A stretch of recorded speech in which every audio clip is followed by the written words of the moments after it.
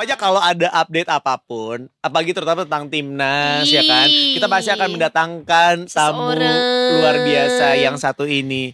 Please welcome the one and only Mas Lukas Aditya. Selamat datang Mas Lukas. Ketemu lagi ya kita ya. dong. Aku baru pertama kali nih ketemu Mas Lukas. Itu lebih aneh lagi sih, tapi ya udah gak apa-apa. Kita bahas nanti ya di belakang boleh. Mas Lukas. Ya. Tapi ntar malam ya? Ya. Jam berapa sih Mas sebetulnya? Jam 7 malam. Ih. Dirimu datang gak? Datang sih. Ya Bukan, masa dia gak mah ada? selalu. Iya dia mah selalu. Butuh asisten gak Mas? Apaan asisten? Gak ada. Dibawain. Enak aja. Dibawain iPad. Emang lu pikir dia gak bisa bawain iPad doang? Gila kali. Ya gak tahu. Mas Lukas, kalau lihat dari sepak terjangnya ya, Iya. track recordnya ya, sebenarnya Indonesia lawan Australia itu Gimana lumayan sih? Ya, Susah kan? jauh. Dari Prediksinya aja 133 loh. Saya, itu rankingnya Indonesia. rankingnya iya, Indonesia ranking jauh Indonesia banget kan. 133, Australia di 24. Jadi ya memang kalau secara ranking FIFA kita terpisah jauh banget ya. Iya. Cuma ya kemarin lawan Arab Saudi juga kita terpisah jauh tapi bisa kan? bisa kan ambil hasil imbang. Nah berarti sebetulnya secara prediksi nih, ini kan formasi yang ada, line up yang ada di Indonesia nanti lawan Australia itu seperti apa sih menurut kamu Mas? Seperti biasa yang kita bahas ya Rio ya. Indonesia kalau lawan tim kuat pasti 5-4-1. Kemarin juga terbukti lagi 5-4-1 kan. Cuma yang beda sekarang adalah komposisi pemainnya.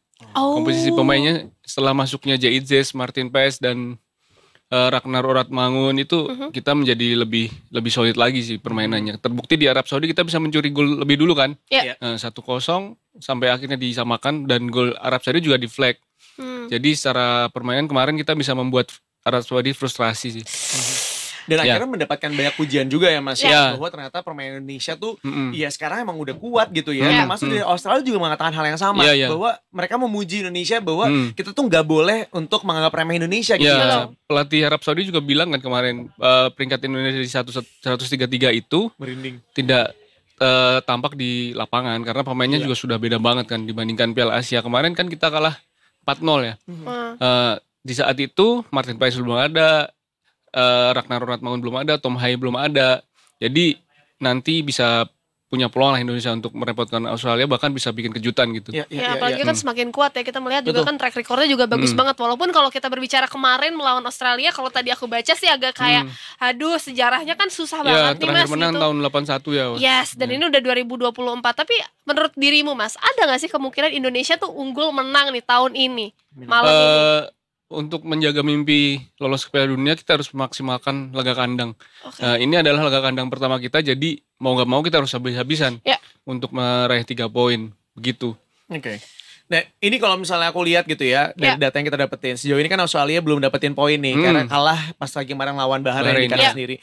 Sedangkan kita udah punya 1 poin gitu ya setelah kemarin kita melawan Arab dan kita bakal main di kandang sendiri. Kalau dari Mas Lukas sendiri nih ya mungkin bisa dijelaskan faktor ini tuh bisa menentukan turunnya mental dari timnas Australia sendiri. Ya jelas gitu ya. kekalahan di kandang sendiri itu buat mereka ya pukulan telak ya. Apalagi lawannya Bahrain juga yang jauh juga peringkatnya dari Australia. Oleh karena itu ini ujian buat Australia juga malah karena mereka bermain di depan puluhan ribu supporter, bermain tandang pula, sementara Indonesia lagi bagus-bagusnya di kandang. Di kandang Indonesia 4 kali main, kalah sekali, menang 3 kali. Iya. Satu seri ya Mas ya?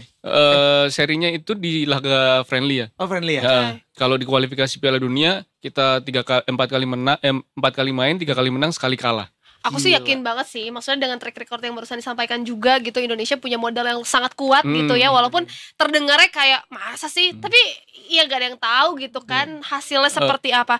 Dan kalau misalnya nih kita berbicara menang, katakan amin ya Allah gitu, kayak dari Australia selanjutnya, berarti tim Garuda ini akan melawan siapa Mas? Nanti di jadwal kualifikasi berikutnya pada bulan depan ya, antara Jepang dan Bahrain kalau nggak salah. Oke. Tetap berat juga ya sebenarnya ya dua-duanya ya. Jadi memang secara perjalanan nih dag-dig-dignya naik turun banget ya. Tapi ini sama kayak kemarin disebutin gitu ya. Lu mau masuk ke yang manapun grupnya, ya semua sama-sama beratnya juga gitu. Tapi toh kita bisa membuktikan bahwa ya kita mulai menunjukkan lah ibaratnya cakara seperti apa gitu. Mas, ngeliat dari permainan kemarin melawan Arab Saudi, apa yang menurut Mas Lukas ini kayaknya bisa diperbaiki di bagian ininya atau mana yang harus kira-kira ditutupin? kemarin itu kita kedodoran di stamina. Setelah babak kedua itu kelihatan kalau stamina kita turun. Tapi memang di Arab Saudi suhunya memang lagi panas ya. Salah satu teman saya yang datang ke sana, panas banget Mas, dia bilang gitu. Jadi ya wajar kalau misalnya pemain kita yang baru datang berapa hari ke sana akhirnya kecapean. Itu terbukti dari beberapa pemain yang kram dan Tom Hai pun harus digantikan kan. Nah, yang menjadi catatan adalah pemain yang akan dimasukkan. Kemarin kelihatan pemain-pemain yang masuk sebagai pengganti itu tidak bisa menyesuaikan ritme permainan dengan yang sudah ada di lapangan. I see. Itu kenapa tuh faktornya Mas? Apakah karena memang mereka capek. mental? Oh, karena capek. Karena capek ya, stamina. Dan bahkan Struijk juga dipaksa sampai akhir kan, padahal dia juga udah sering kecapean. Iya, makanya sampai pesawat itu si Struijk kan kakinya terfoto kan bahwa diperban gitu kan, pakai es batu gitu. Iya. Mungkin menahan rasa sakit kan. Nah, tapi berarti nggak akan mengganggu permainan nanti malam? Akan turunkan semoga. Kemarin pelatih Sintayong juga bilang kalau sudah recover atau belum, ya saya nggak tahu 100% atau belum. Semoga nanti bisa maksimal aja, apalagi ditambah dukungan puluhan ribu supporter kan ya.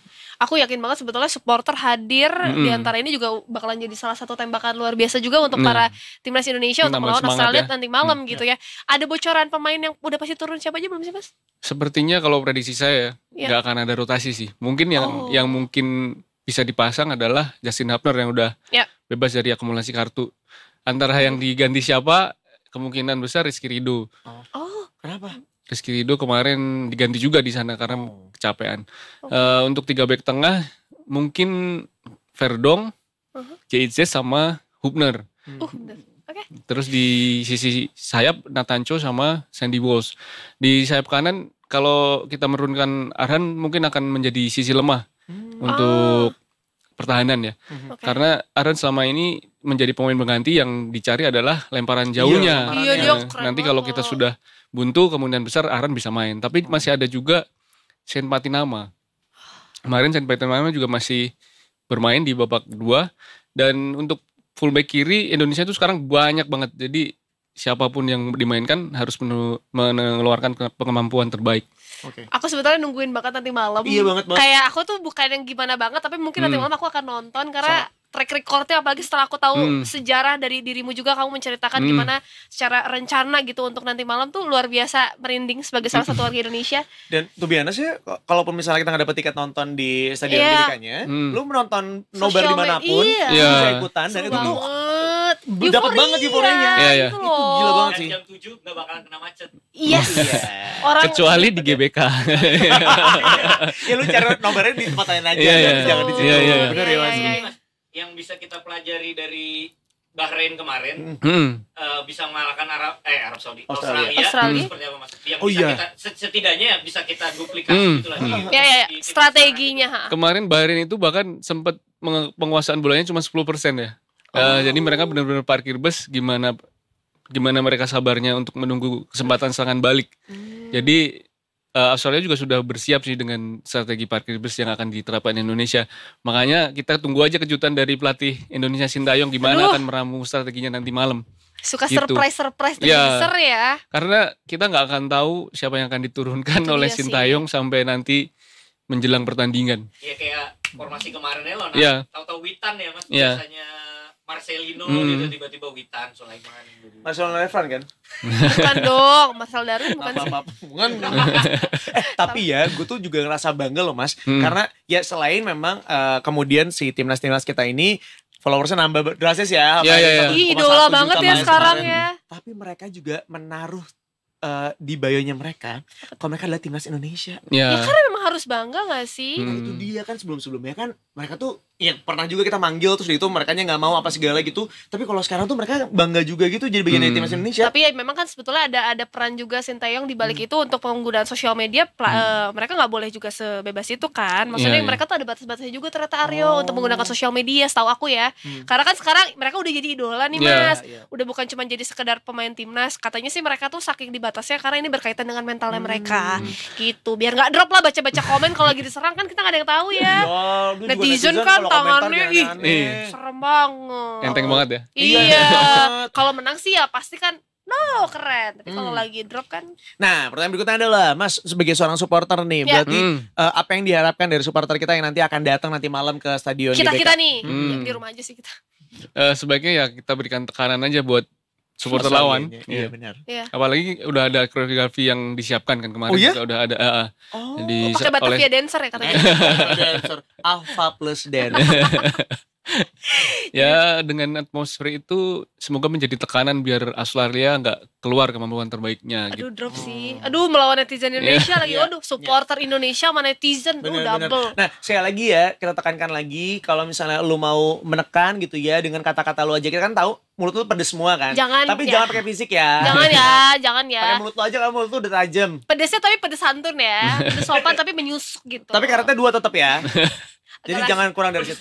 Pedes doer, betul. Pokoknya sampai mereka juga kayak, aduh gila, gue udah gak kuat lagi. Enggak, udah minum pulang gitu. Kan kita kadang yang tahu juga. Oke lah, kalau begitu kita sebetulnya penasaran banget. Jadi jangan lupa nanti jam 7 ya, dicek aja. Detik ada, ini gak sih ada live? Gak ada. Sosial media aja berarti ya. Detik Sport sama Iya betul, kita update dan mungkin besok kita bakalan update juga ya di Detik Pagi. Seperti apa diskusi kita, ada prediksi skor apapun hasilnya. Boleh gak sih? 3 poin 1 poin Mas. Harus 3 poin sih. Itu kan minimal ya. Harus 3 poin. Jadi juga suka nembak. 0 poin. Dia juga suka nembak. 3 poin 1 poin kan. Ya harus 3 poin. Mental kita buat menghadapi Jepang, menghadapi Iya. Makanya pertanyaan 3 poin 1 poin gitu. Harus 3 poin. Harus 3 poin. Oke. Kemungkinan ya 1-0. Kita pernah menang 1-0 kemarin di U23 kan, lawan Australia. Iya benar. Jadi pengalaman itu bisa lah untuk menjadi referensi sekarang. Apalagi pemain-pemain U23 ada beberapa yang ada di Indonesia saat ini seperti Marcelino, Witan, Rizky Ridho, itu juga menjadi modal tersendiri sih. Detikers kalau ada yang mau nobar di mana kasih tahu gue dong, gue pengen tahu nobar. Iya boleh nggak sih kalian komen atau DM gitu ke kita biar kita datang. Soalnya jujur kita nggak, maksudnya aku nggak dapet di Kemang ada loh, Lipo Kemang itu. Kemang ya? Oh iya yang di bawah itu ya? Yang di tengah-tengah itu kan? Iya di tengah-tengah itu. Itu tuh kalau kayak gitu ya datangnya terus dari jam 3 kalau nggak sih karena rebutan kursi. Dari jam 5. Pilih tempat yang paling enak buat nonton. Cari bisa reservasi aja boleh nggak? Gue yang pasti aja deh. Ini pasti bakal rebutan banget soalnya ya. Semua orang pasti pengen dukung Indonesia soalnya kan. Iya benar-benar. Apalagi yang gak dapet tiket. Iya. Ya kita sama gak dapet tiket. Padahal kita udah ngobrol ya kemarin sama manajer tetap ya dibahas. Udah ngobrol sama manajer timnas. Tetap. Iya betul. Kalau sekjen baru dapet tiketnya. Kalau kita masih levelnya manajer. Mas Kas terima kasih banyak udah mau main-main. Sama-sama Mario. Thank you banget di penghujung waktu ini. Ditutup dengan semangat kita semuanya yang dibakar lagi oleh semangat Lukas gitu ya. Untuk menghadapi Australia nanti malam. Timnasnya Indonesia mudah-mudahan bisa menang dan memberikan yang terbaik. Amin. Betul. Dan jangan lupa juga nanti malam berarti nonton ya. Kalau misalnya teman-teman yang nonton supaya tentram aja, nggak ada rusuh-rusuhan yang datang ke GBK. Dan jangan buru-buru pulang karena ada Raisa nanti. Iya. Di akhir pertandingan. Oh kayak ya. Nanti ada Raisa menutup. Iya. Indonesia versus. Nggak mau, maunya Mas Anang. Stop ya. Jauhin lagi mic-nya ya. Oke jangan lupa Detikers. Tapi besok juga kamu nonton Detik Pagi seperti biasa. Karena besok bakalan kita bahas berarti ya Mas Lukas. Di Detik Pagi setiap hari dari jam 8 sampai jam 11 siang. Jangan lupa juga dicek sosial medianya di Detikcom, Sarazani dan Arya Astungkoro. Ngomong lagi. Oke, kita ketemu besok ya. Mas Lukas makasih. Terima kasih. Mas Lukas. Ya sama-sama.